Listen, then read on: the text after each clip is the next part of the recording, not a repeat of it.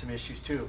And so we're separated right now. So I was going crazy. I almost wanted to use again because it hurt so bad. And I had never dealt with the pain from when my parents split.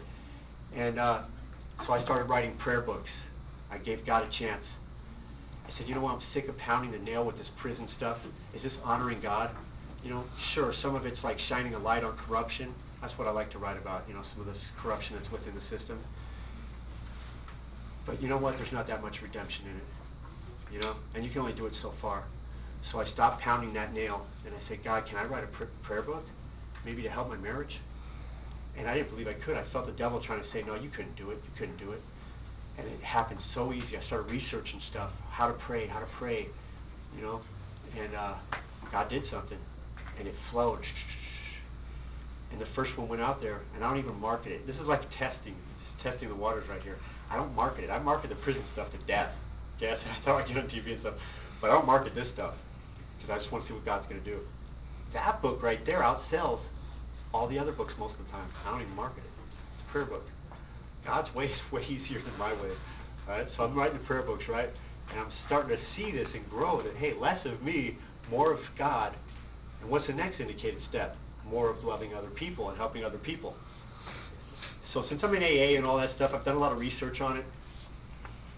Now I wrote a book that I just gave her that's about recovery and the solution to addiction, other afflictions. And it's basically along the lines of the 12 steps I'm just talking to you guys about. But the producer that told me to write it said, write it this way. Focus on one step and make that one the pivotal one. And then he tried to do it a different way, but I saw he wasn't an alcoholic drug addict, so he didn't understand what I do from being one. So I says, you know what, it's going to be called My Hardest Step. So I wrote it, right? I'm waiting for my sponsor to get more involved. He's going through something right now that's real heavy. His wife just passed, brain cancer. And so he's on hold, so I put that on hold for a while. But coming back to it.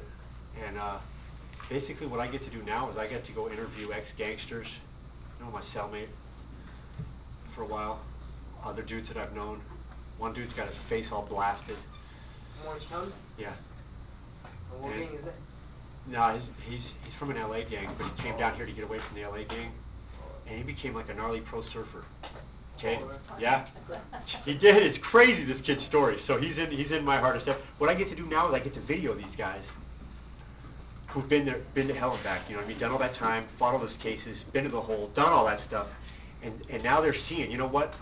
It's more manly to take care of my kids or to take care of my community the right way. That's way more manly than gangbanging. There's no future in that, you know what I mean?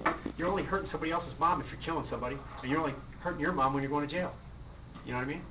Or hurting yourself. Let's take mom out of the equation, hurting God. You know what I mean? So I'm interviewing people that know all this, and it's all about what's your hardest step to make it back into society. And so I get to platform recovery stories. I got a girl who did time too, and she was like, I wouldn't say a prostitute, I would say a hustler. You know what I mean? And she did time, she lost her kid, and time didn't help her, prison didn't help her. But probation did this time. She's got a probation officer who's real serious. So if they're real serious, don't be mad at them. That's their way of trying to help you. I couldn't see it when I was your guys' age. But she listened this time because she was older. And it was Whatever It Takes program. Now she's got 2+ years of sobriety. She's got her kid back. I'm seeing her Facebook posts. She even gave up smoking cigarettes. So proud of her. So instead of me pounding my own horn with the prison books, I went to prayer books. Now God showed me lift up other people. And so I'm lifting up other people. And man, it feels good to lift up other people's stories. And so that's where I'm at in my little journey right now, is